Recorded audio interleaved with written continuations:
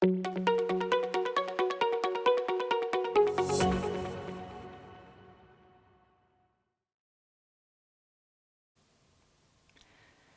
pozdravljeni vsi, ki spremljate delovanje Teološke fakultete. V prvi izmed oddaj Pogovori z alumni skupaj s klubom alumnov Teološke fakultete pričenjamo niz oddaj, kjer predstavljamo alumne, to je diplomante Teološke fakultete. Klub alumnov je pričel delovati na mariborski enoti naše fakultete že leta 2013 v okviru pobude pod imenom teolog.si. Nato pa se je, ko je celotna Univerza v Ljubljani začela s pobudo združevanja klubov alumnov pod skupnim spletnim portalom Alumni.ul, tej pobudi priključil tudi naš klub. Seveda je na YouTube kanalu Teološke fakultete sodelovalo že veliko naših alumnov, tudi večina profesorjev Teološke fakultete, ki ste jih že lahko srečali na tem kanalu, je hkrati tudi njenih diplomantov. Pa vendar v klubu alumnov Teološke fakultete v vseh letih delovanja vedno znova občudujemo raznolika področja, na katerih delujejo naši diplomanti. Zato želimo s temi oddajami osvetliti tudi tiste naše alumne, ki sicer ne delujejo pod okriljem Teološke fakultete, pri svojem delovanju pa dokazujejo, da so tudi zaradi študija na naši fakulteti postali strokovnjaki na svojem področju. Da so osebnostno izgrajeni ljudje in da imajo veliko povedati tako študentom kot zaposlenim na Teološki fakulteti, pa tudi širši javnosti. Predvsem pa želimo pokazati, kako ponosni smo na svoje alumne. Med temi alumni, torej danes pozdravljam svojega prvega gosta tega cikla oddaj, Roka Piska, ki je pred dobrim desetletjem zaključil s študijem na Teološki fakulteti. Že v času študija in vse do danes pa kot teolog deluje na zelo raznolikih področjih. Tako da, Rok, lepo pozdravljen. Živjo. Pozdravljen. Najprej prvo vprašanje. Najprej te prosim, da nam na kratko predstaviš svojo študijsko pot, da nam razložiš, zakaj si se odločil prav za študij teologije. In za začetek, mogoče, da prebijeva let, kakor pravimo, da z nami deliš kak lep spomin ali kakšno anekdoto iz študijskih let. Ja, najprej hvala za povabilo. Mi je v čast, da sem prvi gost v tej oddaji. Moja pot s teologijo se je začela leta, v bistvu 2005. Takrat sem vstopil k kapucinom in sem pri njih preživel 4 leta. Med tem časom sem potem tudi začel študirati na Teološki fakulteti po noviciatu, ki sem ga opravil v Italiji. Leta 2014 sem potem diplomiral tukaj. Kakšna anekdota? Ja, anekdot je bilo dosti. Bil sem sošolec od najbolj slavnega Martina Goloba. Ja, tako da z njim smo že takrat marsikakšna stvar, sploh miklavževanja so bila taka zanimiva, ali pa eno leto vem, da smo tam v trojki smo imeli, ne vem, kaj nam je bilo, v glavnem Milka čokolade smo jedli in smo imeli celo zadnjo steno polepljeno s temi ovitki od čokolade. To je tudi zdaj šnicelski škof Maksimilijan Matjaž enkrat potem nam je podaril vsakmu te čokolade in tako. Tako da, lepi spomini na tista leta, ki sem jih preživel tukaj. Super, da se Martin Golob, zdaj se moramo zavezati, da bo gotovo tudi eden od gostov v teh oddajah. Hvala za namig. Zdaj pa kot vprašanje, naslednje vprašanje. Kot praviš, si se ob koncu študija soočil z brezposelnostjo. V enem od nedavno nastalih člankov na portalu Iskrenih omenjaš, da nisi hotel verjeti šali o teologih v McDonald'su, pa zdaj ne vem, za katero šalo točno gre. Morda jo deliš z nami. In ali je v tej šali kaj resnice? Predvidevam, da ja, če si jo zapisal. Pa vendar si danes zadovoljen, osebno izpolnjen, zaposlen, srečno poročen. Kako si torej iz te situacije Zavoda za zaposlovanje presedlal na današnjo situacijo? Tako praznuješ 10. obletnico svojega samostojnega podjetja, sam tudi poudarjaš, da nimaš kariere, ampak poslanstvo, ki ga imenuješ digitalna diakonija. Nam poveš kaj več o tem? Ok, zdaj je precej vprašanj. Gremo po vrsti. Mogoče najprej malo ozadja. Se pravi, jaz sem imel, oba starša sta delala v javni upravi. In pač to je bila meni podoba službe. Se pravi, greš nekam, si tam od 8 do 4, zagotovljena plača, nekaj pač sediš tam za računalnikom, nekaj delaš in to je to. A ne? In sem tudi sam nekako mislil, če je njiju čakala služba, ampak pač sta druge stvari študirala, bo pa tudi mene nekaj se bo našlo. Ne? Ampak pač študiral sem v času te gospodarske krize in tako in pač ko sem zaključil, sem pač pristal na zavodu.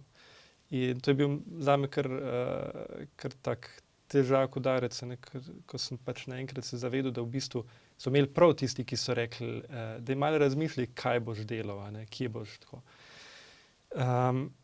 Sem v času študija pa precej časa recimo posvetil skavtom. Takrat sem, ne vem, po 700 ur na leto recimo sem kot prostovoljc delal za skavte in na lokalni, na državni ravni. In ogromno mi je dalo to, tudi enih veščin, ampak to so bile vse stvari, prek katerih pač noben ne bo zaposlil človeka zato, ker je skavt. Pač, če bojo iskali, ne vem, zdravnika, bojo iskali nekoga, ki je zdravnik, ne nekoga, ki je skavt. Lahko je pa to ena dodana vrednost, ker vejo, da je pač to človek, ki bo znal delati na projektih ali kakorkoli. Tako da sem se potem zavedel tega, da dejansko samo s teološko bom verjetno res težko dobil službo. Mi je pa dala ogromno neke širine, enega znanja, ki sem ga tudi želel. Nisem zdaj hotel iti samo v McDonald's delati ali pa nekam tako, ampak sem hotel delati nekaj, kjer bi lahko to svoje znanje izkoristil.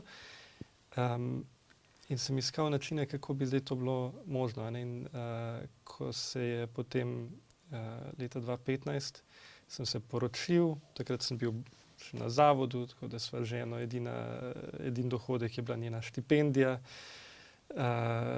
Kar tako zanimivo obdobje.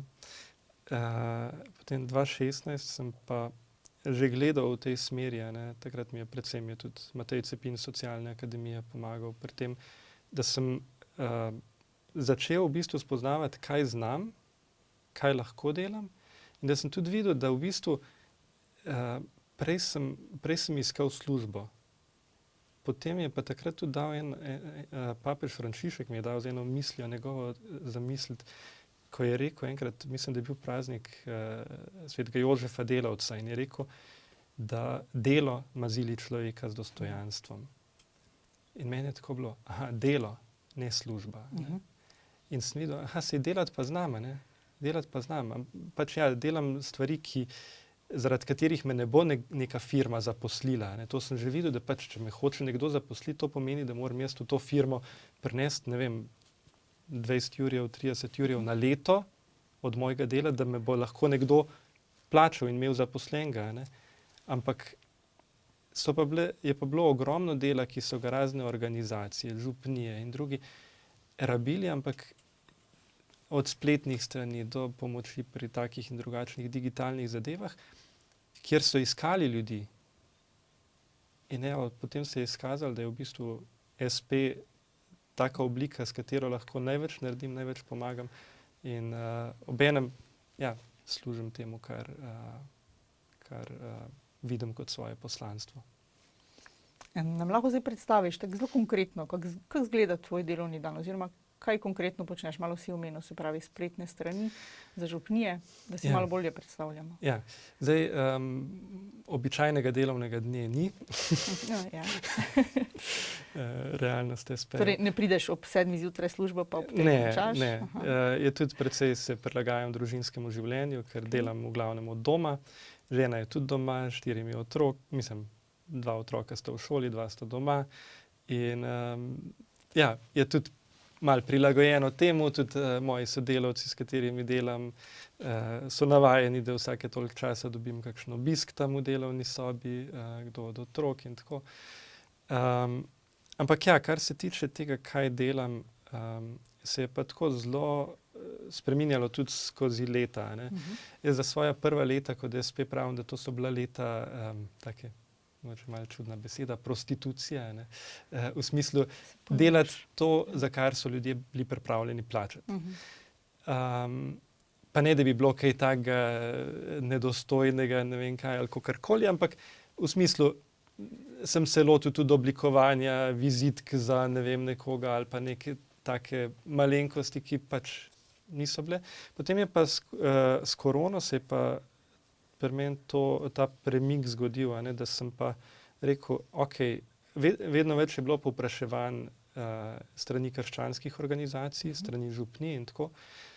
In sem si potem prav rekel, mogoče pa to tudi en klic v to, da pač zavestno rečem ne tistim drugim projektom in da se pač res posvetim temu podpori digitalizaciji v cerkvi, v krščanskih organizacijah.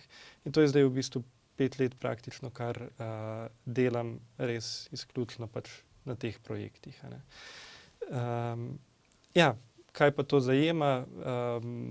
Od spletnih strani, e-mail marketinga, digitalne transformacije,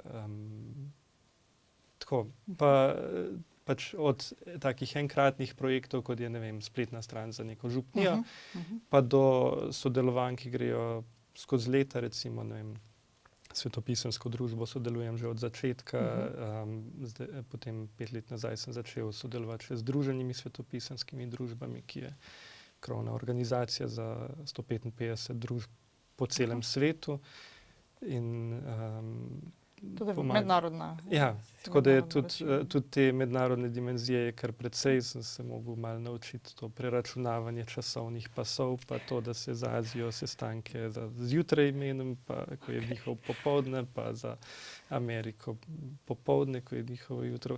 Pač ogromno nekih takih stvari, ki so del vsakdana mi postale. Ampak tista stvar, ki je pa ključna tukaj, je pa to, da vedno bolj gledam na celo to moje delo kot, ne kot na kariero oziroma kot kaj bom dosegel, ampak da se vidim v bistvu bolj kot tistega, ki nekako služi v ozadju spodaj za to, da stvari na površju delujejo. A ne. Se pravi, da ljudje bojo videli barvo avta, jaz pa bi rad bil tisti motor nekje zadaj, spodaj, ki ga tudi če bojo havbo odprli, niti ne bojo razumeli točno, kaj dela, ampak pač avto bo pelal. Zdaj omenil si recimo Svetopisemsko družbo, ali še kateri od takih projektov, da kljub temu, da te ne prepoznamo na površju, da malo vidimo, torej, kje si v ozadju, ne vem, da tisti projekt Emaus. Ja, projekt Emaus je bil takrat v času korone, ko sem videl, da je kar naenkrat se je v cerkvi videlo, da digitalna orodja niso v bistvu nek tak bav, pa ni oziroma bav so bila, ampak niso pa bila nek nebodiga treba, ker se je kar naenkrat videlo, da se rabi. In takrat je zelo na hitro ideja nastala, registriral domeno, spletno stran, usposabljanje in tako. Zdaj lani sem tudi se lotil ene stvari, enega projekta Farovž, ki je namenjen spletnim stranem za župnije. Ker je vedno več župnije spraševalo za spletne strani. Videl sem, da so potrebe večinoma zelo podobne. In sem rekel, in obenem je pa bilo tako težko gledati neko, pač danes je to tako enostavno, a ne. Pa se nekdo matra potem. In da se ali se matrajo ali pa obupajo, kar je še hujše. In sem rekel, zakaj ne bi naredil spletne strani, ki jo lahko župnija sama postavi v 5 minutah in gor objavi stvari, ki jih 90% ljudi na župnijskih straneh išče. To je, kdaj je maša za staro mamo, pa kontakt od župnika, da se lahko zmenim za krst, pogreb, karkoli. In sem naredil pač tak sistem. Tako da pač so neke te stvari, kjer vidim, da je neka potreba, ki se tudi na podlagi izkušenj, zdaj je v bistvu 10 let, bom letos avgusta praznoval kot SP in sem zmeraj vesel in hvaležen za to, da lahko praznujem to. To me marsikdo malo čudno gleda, kako pač sploh vem, kdaj sem odprl. Pač jaz vem, 16. avgusta na Svetega Roka je zaživel Kleopas kot SP in ja, sem hvaležen, no, da v teh letih pač iz teh spoznanj, iz tega, kaj z ljudmi govorim, pač lahko potem stvari nekako probam, ja, zadej v kleti nekako poštimati, da bojo zgoraj delovale. Ne. Še mogoče je to malo preroško na Svetega Roka, čeprav še ni bilo korone takrat. Ne. Sveti Rok je pa zavetnik kužnih bolezni, pa je bilo krvavo potrebno potem, da si stopil v bistvu te trenutke korone. Ne. Ja, sicer je zanimivo, ker načeloma sem mislil na 14. odpreti, ampak 14. je bila sobota, pol 15.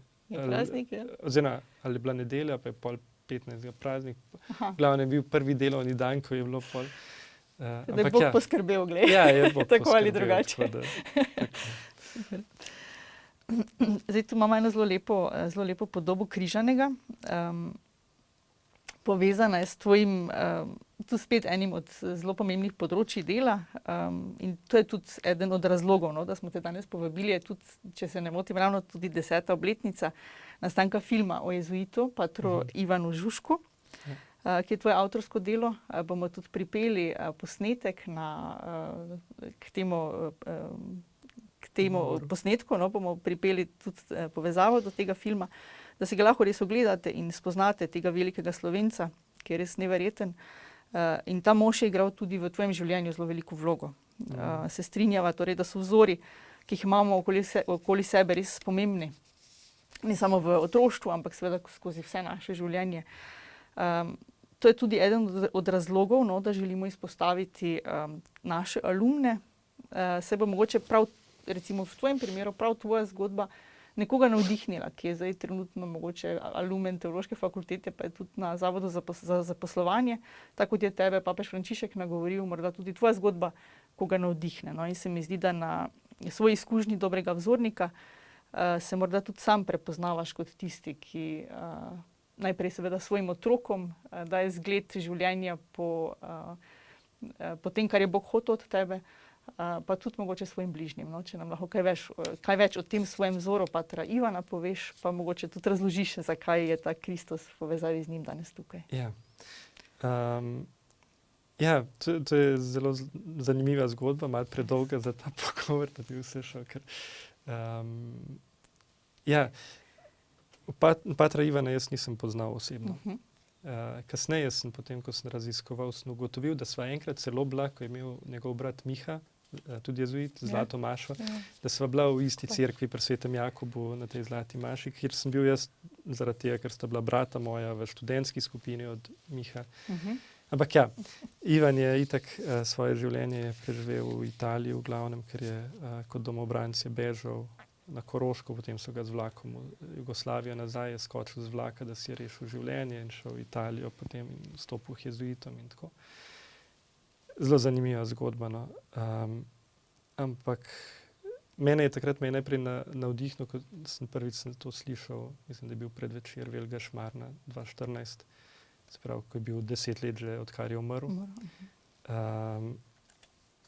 Mi je bilo to, ne, bil je teolog, profesor cerkvenega prava, v Rimu tako zelo aktiven, poliglot, ne vem, govoril 15 jezikov in bil je skavt. In mene je to, kako pač takih ne poznam v Sloveniji nobenega, ki bi bil tako, ne.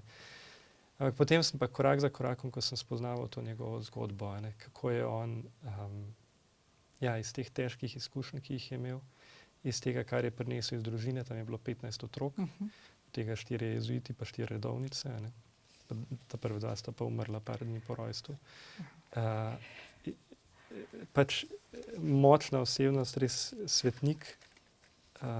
In on je tudi ogromno časa, kolikor mu je ostalo, ob tem, da je recimo skoraj 20 let delal v zakoniku vzhodnih cerkva, je pa preživel v naravi zadnjih 30 let v bistvu skavti v glavnem. Tudi umrl je v skavtski bazi. In on je tako, je prek narave v bistvu je Boga iskal. Ne? In eden od načinov je bil tudi izdelava križev takih. Ne? In on je večkrat pravil, da v bistvu te križi nekako nas spodbujajo k temu, da malo obrnemo svojo perspektivo, ker marsikakšna stvar je ravno kontraobrnjena, kot si jo mi predstavljamo, a ne, veja, ki jo je treba drugače obrniti in je treba se ustaviti v naravi, pogledati, znati prepoznati znamenja Boga. Ne? In on je zmeraj rekel, da on ni umetnik, ne? On samo odkriva to, kar je Bog tam že položil. Ne? In ja, Ivan je potem, o njem sem posnel ta svoj prvi film, ki je bilo zdaj, konec januarja je bilo 10 let od premiere. In s tem filmom je v bistvu povezano, da sem jaz potem za Svetopisemsko družbo začel delati, kar je bila tista stvar, ki je manjkala, da sem lahko SP še odprl, ker so iskali nekoga, ki zna snemati. Odprlo mi je ogromno novih poznanstev, ki sem sploh v Italiji, recimo, kjer pač v Sloveniji malo ljudi ve za njega, v Italiji zdaj po 20 letih še zmeraj s solzami v očih razlagajo o njem, ker se jih je res močno dotaknil. In ja, je bil res in je še zmeraj en tak mentor in priprošnik zame in za mojo družino. V tem v bistvu, kako res resno vzeti svojo vero, kako tudi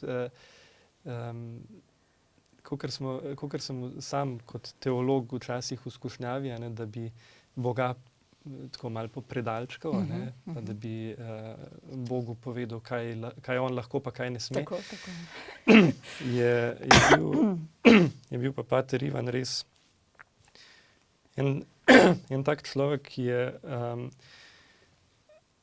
ki je bil poslušen. In je, pač za njega ni bilo velikih debat, mogoče pa ne, pa njemu je bilo, ali je za Boga ali je proti Bogu. In tako, in je, se zavedam, dostikrat mi je on tudi zgled in tudi spraševanje vesti ob njem, ker bi si tudi sam želel ene take poslušnosti, pokorščine Bogu. Ja. In se mi zdi nam ogromno zapovedati. Tudi zdaj, recimo, ko je tale nov film o Exodus 45. Si želim, upam, da bo tudi on nekoč prestal v tem, ker je bil del tega dogajanja, in ker nam ima tudi to svojo držo odpuščanja in tega, kaj je iz teh tragičnih izkušenj naredil potem iz svojega življenja, se mi zdi nam Slovencem ogromno zapovedati. To je res veliko poslanstvo, da odkrivaš ljudi, ki jih moramo poznati, pa jih premalo in cenimo in poznamo. Tako da smo res, jaz ga tudi nisem poznala in sem zelo hvaležna, da sem naletela že takrat pred 10 leti na ta film, pa ga je bilo spet užitek pogledati, tako da res priporočam, da si ga ogledamo tudi ostali. Mogoče še to, zdaj smo govorila, da se malo vrnemo na teološko fakulteto. Po eni strani govoriš o lepih izkušnjah, po drugi strani pa a bi kaj spremenil, mogoče ali iz časa na fakulteti oziroma nasploh iz svojega študentskega življenja. Zdaj vseeno gledaš z več kot 10-letnimi izkušnjami človeka, ki je na delovnem področju aktiven. Kot študentje smo imeli veliko časa, potem postaneš starš, postaneš zaposlen in potem vidiš, ti je mogoče za kakšne stvari žal, da se nisi bolj poglobil. Ali je kaj takega tudi v tvojem življenju in bi lahko to svetoval tistim, ki so zdaj na študentski poti, da bi mogoče se tudi malo ozrli vase, pa si predstavljali sebe čez 10 let, pa mogoče kaj bolj resno delali na katerem področju? Mislim, če bi si jaz, kako sem si jaz sebe predstavljal takrat, sem kar vesel, da ni šlo po mojih planih. Okay. Mislim, mogoče ena taka stvar, ki se mi zdi pomembna tukaj, na tem področju pa tudi na splošno. Recimo, ko sem sam razmišljal o svoji veri, je bilo, včasih sem mislil tako, je pač vera neka stvar, ki jo imaš in to je to. Zdaj gledam pač na vse skupaj kot na pot. In tudi študij, včasih sem mislil, diploma, služba in pol živimo srečno do konca svojih dni. Zdaj gledam, da je pač vse skupaj pot, in da diploma pač, in je zmeraj manj tudi zaradi vseh okoliščin, ki so, neka realna vrednost tega. Kar bi priporočal, je v bistvu to, stopiti na pot že za časa študija. Ne? Ali je to prek nekih praks, ali je to prek prostovoljstva, ali je to prek, ne vem, študentskega dela, ali je to prek, ampak iskati to, predvsem iskati, no, kje vidim svojo poklicanost, ne? In tudi pustiti, da v bistvu tudi po dogodkih tudi Bog spregovori, kje te pa rabi, ne? Zdaj v tem kontekstu mogoče poudarim tudi, imam zdaj priložnost, to, kar praviš, res iskati izkušnje. Ena od teh možnosti je v bistvu tudi to mentorstvo, v okviru katerega, recimo ravno danes bomo imeli ta karierni dan, kjer bomo govorili o možnosti mentorstva. Se pravi, da si lahko, to v naših časih ni bilo, danes je pa možno, da si vsak študent teologije v bistvu poišče enega ali celo več mentorjev, se pravi alumnov teološke fakultete, takega alumna, ki ga zanima in ki želi spoznati njegovo področje dela. Se pravi, da se lahko v bistvu za en dan ali oglasi pri njem v službi ali se preko Zooma poveže, stopi v njegove čevlje, ne? Se pravi, da mu alumen podeli to izkušnjo dela na terenu oziroma čisto konkretnega dela teologa, ki, kot sva ugotovila, je res zelo, zelo raznoliko, no. Tako da je to gotovo pomembno in sem ti hvaležna, da si to izpostavil. Rok, iskrena hvala za tvoje pričevanje, počasi zaključujeva. Res ti še naprej želim, da bi s takim navdihom opravljal svoje poslanstvo in iskal vedno nove izzive, ki bodo imeli tak pozitiven vpliv na okolico, kot jih ima tvoje dosedanje delo.